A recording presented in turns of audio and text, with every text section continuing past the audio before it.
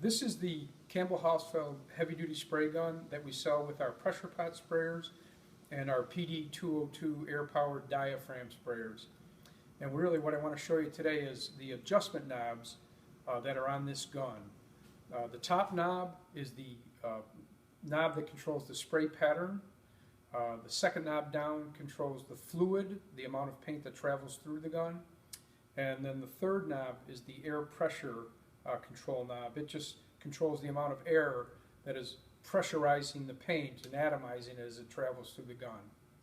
So the top knob is the pattern knob, and to adjust this, if you wanted a more precise, greater control, you were doing stencils, logos, you would want to turn this knob clockwise. If you wanted a wider pattern, you're doing the ends of lumber bundles, you would want to turn it counterclockwise. I'm going to show you the more precise version first, and then I'll make the adjustment and widen it out.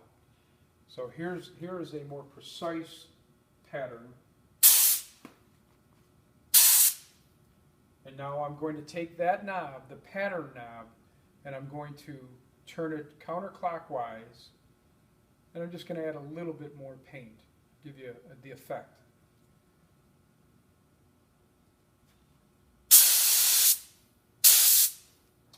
Okay, now I want to show you how the fluid control knob works.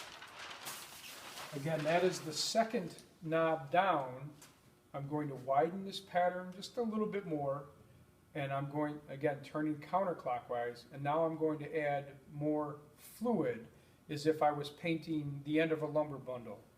So in that case, wider pattern, more fluid, and just a little bit more air so we can do more, a greater atomization.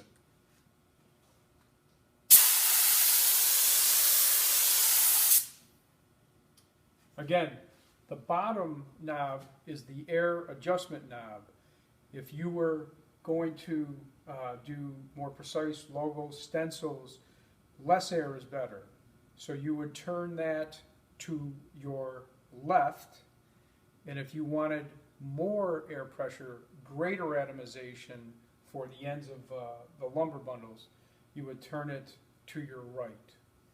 So those are the three knob adjustments on this Campbell Hausfeld gun that we sell with our air-powered products.